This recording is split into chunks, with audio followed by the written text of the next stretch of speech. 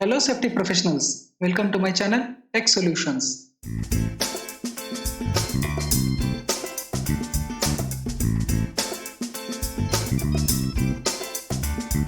आज का हमारा टॉपिक है power tool safety. Descriptions: Power tools are tools which are driven by power sources such as electric, pneumatic, hydraulic। ऐसे tools जिसको चलाने में बिजली का दबाव, हवा का दबाव या तेल का दबाव का इस्तेमाल होता है। Examples of power tools are cutter, grinder, drill, sander, breaker, etc. Improper maintenance, misuse, wrong method, or use of damaged or defective power tools may result in hazards and physical injuries। गलत तरीका, गलत इस्तेमाल, सही से देखभाल न होना या खराब या बिगड़ा हुआ पावर टूल्स से इस्तेमाल करने से धोखा या शारीरिक चोट का कारण बन सकता है। Power tools injuries: loss of eye और vision due to flying particles, debris. Power tools इस्तेमाल करते समय निर्माण होने वाली धूल या मलबा हमारे आंखों को खराब कर सकती है। स्किन बर्न और fatality due to electric shock. बिजली के झटके से हमारा त्वचा जल सकता है या हमारी मौत भी हो सकती है। Severe cuts due to rotating part of power tools. Power tools का घूमता हुआ हिस्से के संपर्क में आने से गंभीर चोट हो सकती है। Fracture of fingers due to fall of power tools. Power tools हाथों पे गिरने से उंगलियों को फ्रैक्चर हो सकती है। Fire due to sparks generator और डैमेज्ड कॉर्ड। चिंगारी या शॉर्ट सर्किट से आग भी लग सकती है। Misuse of power tools: using cutting wheel for grinding activity, मतलब कटिंग व्हील जिस पावर टूल पे लगा हुआ है और उस व्हील की सहायता से हम ग्राइंडिंग का ऑपरेशन कर रहे हैं। दूसरा है using grinding wheel for cutting activity. उसी तरह ग्राइंडिंग व्हील अगर पावर टूल्स में लगा है और उस ग्राइंडिंग व्हील से हम कोई स्टील का कटिंग का काम कर रहे हो, ये दोनों भी उसका गलत इस्तेमाल है। Hazards arising from power tools: damage power cord, on off switch. इसका मतलब है कि पावर टूल्स का कॉर्ड डैमेज रहा है ना, या उसका ऑन ऑफ स्विच जो है वो खराब हो गया। अल्टर्ड और extended power cable with joints instead of male female connector, मतलब पावर टूल्स का कॉर्ड उसका लेंथ बढ़ाने के लिए उसको काट के दूसरा और लंबा केबल ज्वाइन कर दिया है और उसके ऊपर इंसुलेशन टेप चिपका दिया। ये सही तरीका नहीं है। इसका सही तरीका होगा, अगर हमको केबल एक्सटेंड करना है या केबल बीच में कट गया उसको ज्वाइन करना है तो वहां पे हमको मेल फीमेल कनेक्टर यूज करना है।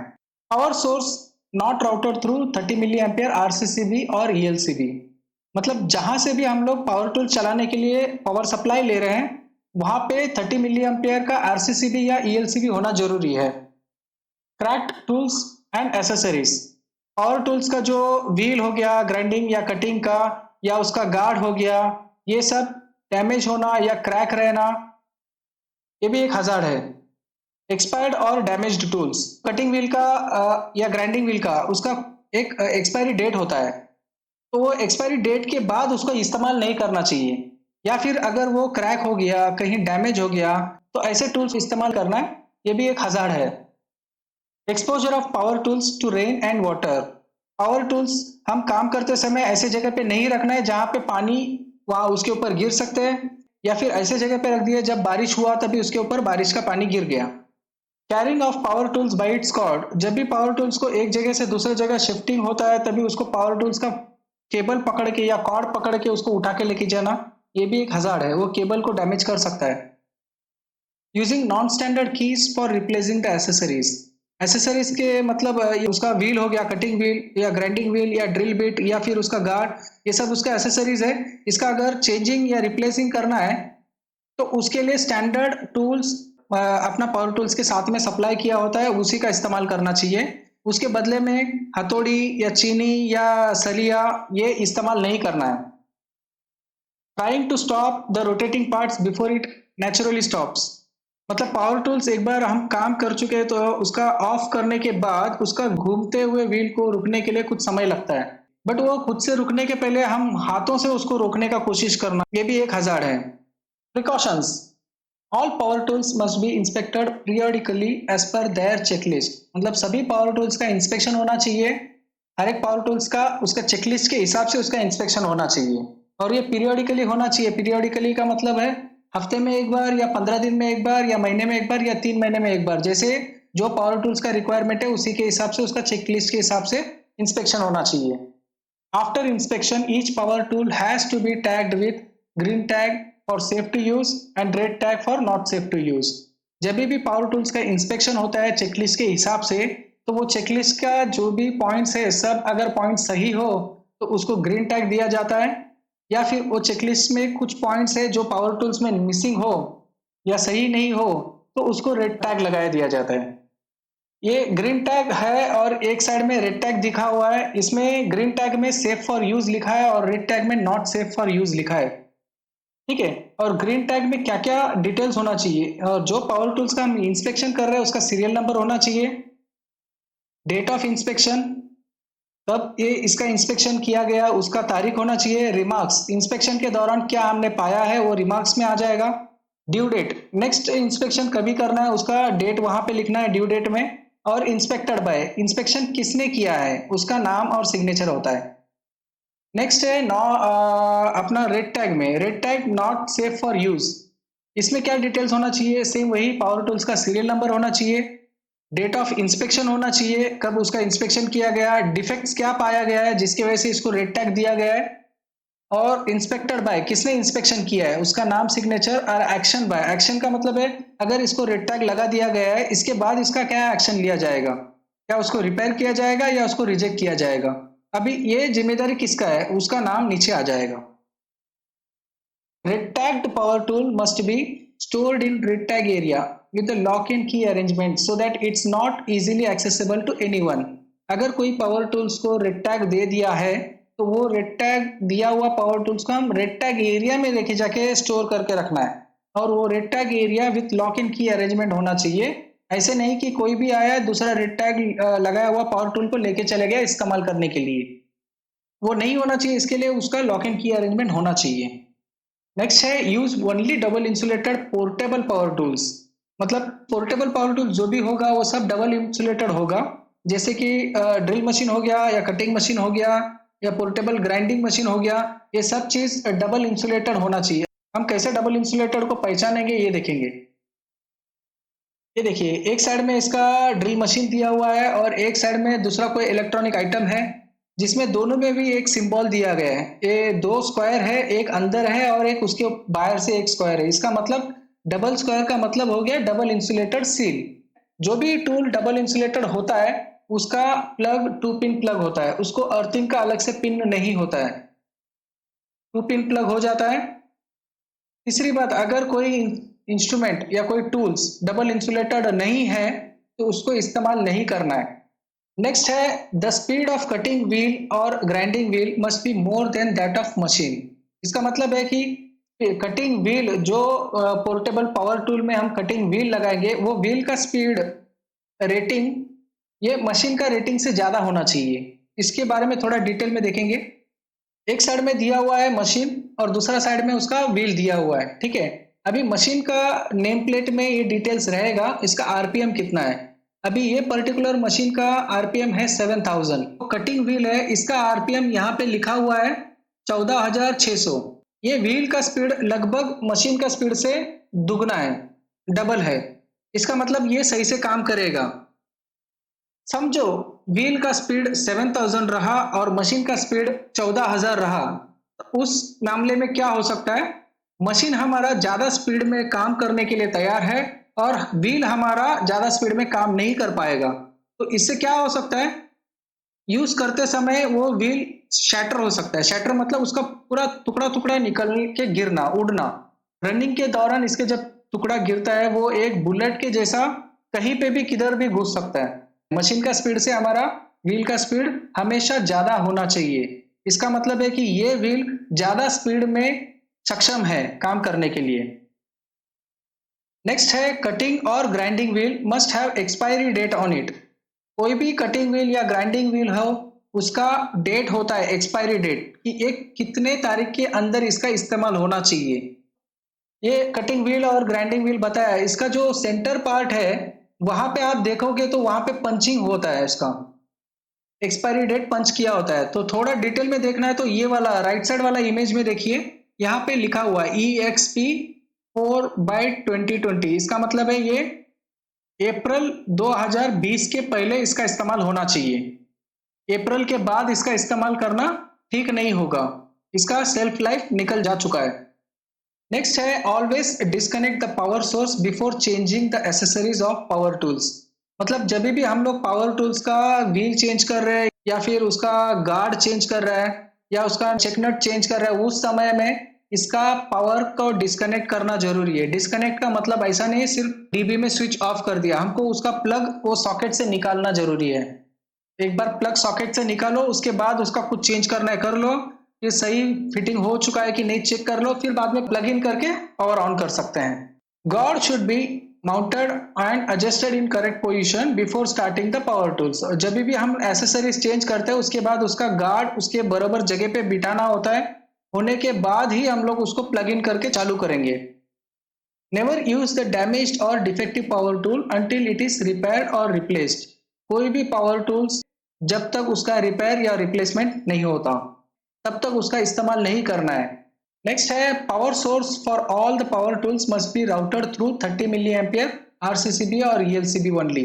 ये ऑलरेडी भी हम लोग ने देखा है, जहां से भी हम लोग पावर सोर्स लेंगे इस पावर टूल्स को ऑपरेट करने के लिए, उसका सोर्स हमको 30 मिली एम्पियर RCCB या ELCB के थ्रू ही होना चाहिए। ये है RCCB 30 मिली एम्पियर का। यहाँ पे आपको रेटिंग भी दिखेगा 30 मिली एम्पियर, और उसके नीचे एक टेस्ट बटन भी है, और टेस्ट बटन में लिखा होता है कि पुश टू टेस्ट मंथली। महीने में एक बार इसको पुश करके टेस्ट करना जरूरी है, क्या ये सही तरीके से काम कर रहा है या नहीं। नेक्स्ट, वियर आई protection while using power tools. Power tools का इस्तेमाल करते समय हमको सेफ्टी गॉगल्स पहनना जरूरी है हमारे हाथों को बचाने के लिए। Ensure that the power cord is double insulated. अभी इसमें पावर कॉर्ड के बारे में बताया कि वो पावर कॉर्ड भी डबल इंसुलेटेड होना चाहिए। थोड़ा डिटेल में देखेंगे। दोनों केबल का फोटो दिखाया हुआ यहाँ पे, लेफ्ट साइड में 3 कोर का केबल है और राइट साइड में 2 कोर का केबल है। अभी इसमें जो ये छिला हुआ पार्ट है जिसमें हमको तार दिख रहा है, तार दिख रहा है इसका मतलब नो इंसुलेशन, वहां पे इंसुलेशन नहीं है। उसके ऊपर पहला जो कोटिंग है प्लास्टिक का या रबर का या पीवीसी का जो भी कोटिंग है, उसका मतलब है सिंगल इंसुलेटेड है। मतलब तार के ऊपर पहला कोटिंग जो है वो सिंगल इंसुलेटेड है, फिर उसके ऊपर दूसरा बड़ा कोटिंग होता है जो सभी वायर को एक साथ मिलके कोटिंग किया जाता है ब्लैक कलर का, तो उसको डबल इंसुलेशन कहते हैं। अभी सेम 2 वायर वाला केबल में भी ऐसे होता है या 3 वायर वाला केबल में भी ऐसे होता है। जितना भी वायर हो सभी वायर को मिला के एक अगर कोटिंग होता है उसको डबल इंसुलेशन कहते हैं। तो अभी हमारा केबल या पावर टूल्स का जो भी कॉर्ड है उसका डबल इंसुलेशन होना जरूरी है। कहीं पे भी ऐसा नहीं होना चाहिए कि ऊपर का स्लीव निकल गया कट के और अंदर का केबल हमको दिख रहा है। तो ऐसे समय में उसका इस्तेमाल नहीं करना चाहिए, उसको रिपेयर करना चाहिए। उसको कट करके उसको मेल फीमेल कनेक्टर लगा सकते हैं या फिर उसका पूरा कॉर्ड चेंज कर सकते हैं। डबल इंसुलेशन होना जरूरी है। सिंगल इंसुलेशन केबल कभी भी हमको धोखा दे सकता है। अगर ऊपर का स्लीव कट के क्रैक होके अंदर का वायर दिखा सकता है, तो ये अंदर का वायर भी कट के क्रैक होके अंदर का डायरेक्ट तार हमको दिखा सकता है। और काम करते समय अगर गलती से हाथ लग गया और हमने डायरेक्ट तार को छू लिया तो हमको बिजली का झटका लग सकता है।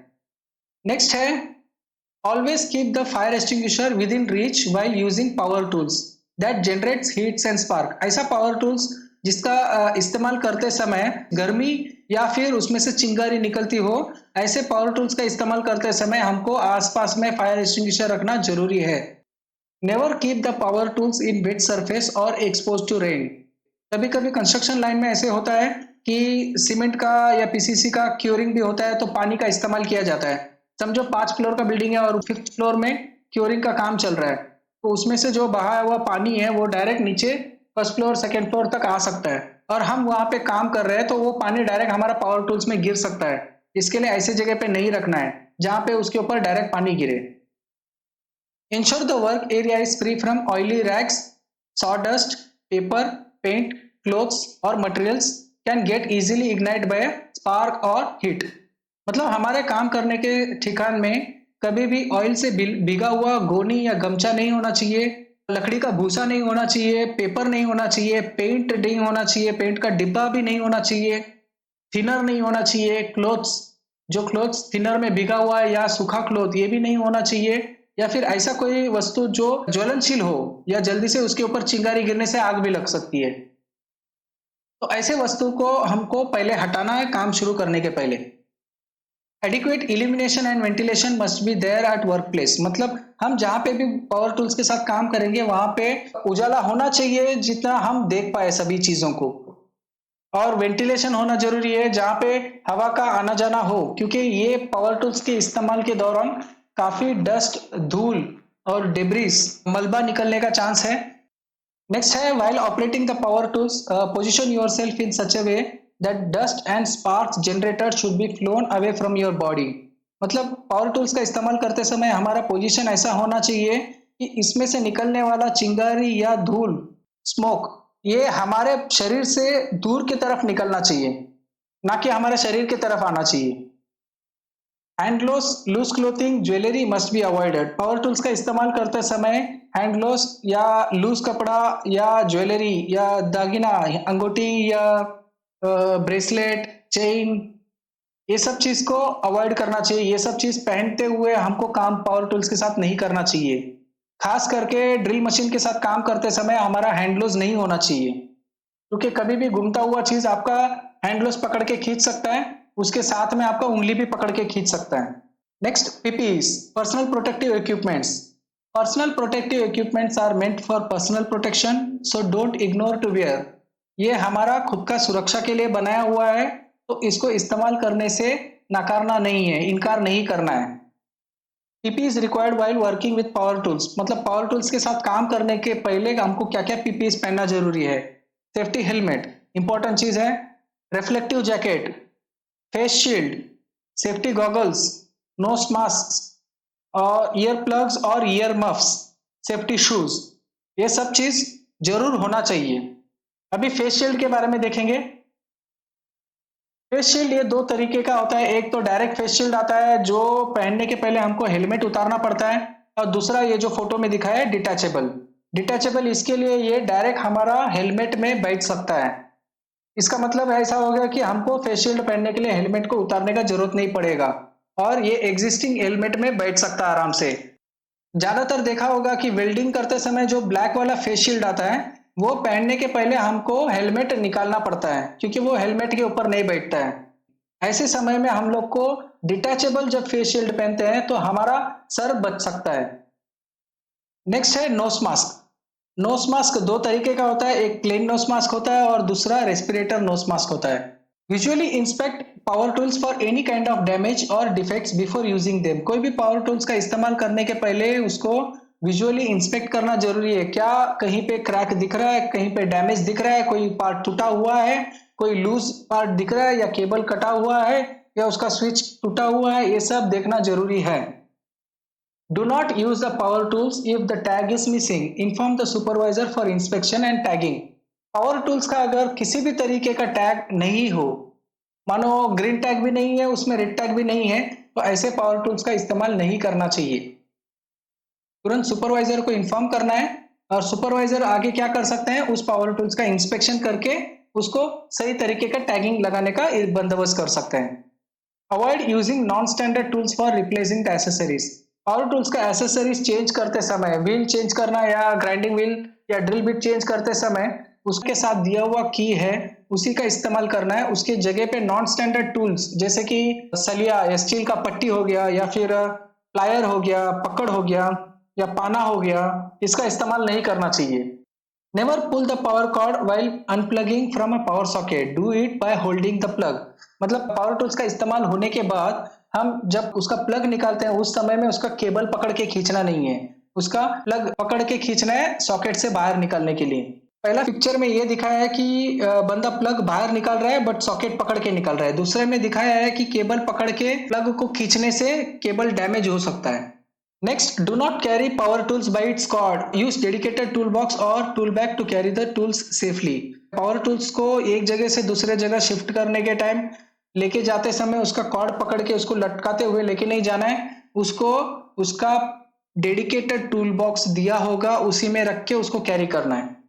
After the job is done, clean and remove its accessories and store them in its designated toolbox. जब अपना पावर टूल्स का काम हो जाता है तो उसका पूरा एसेसरीज निकाल देना चाहिए। Cutting wheel, cutting grinding wheel या ड्रिल बिट, उसको उसमें से निकाल के अलग से रखना है और क्लीन करके रखना है। और कहाँ पे रखना है? डेजिग्नेटेड टूल बॉक्स में रखना है। Discipline, no horse play at work place. Horse play का मतलब खिंचातानी या छेड़खानी। कभी भी काम करने के जगह पे काम करते समय किसी के साथ हॉर्स प्ले मत करना। यहाँ पे देखो ये 3 हॉर्स दिखाया, एक हॉर्स सर के ऊपर हथौड़ा मार रहा है, दूसरा उसके पेट में लकड़ी से चुभ रहा है, तीसरा घोड़े का शेपुट पकड़ के खींच रहा है। बट हमको इनके तरह ऐसा प्ले नहीं करना है।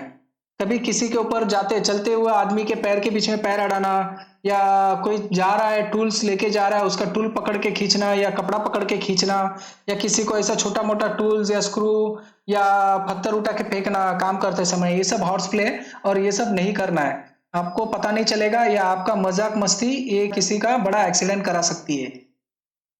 Do not try to stop the rotating part by hand before it naturally stops.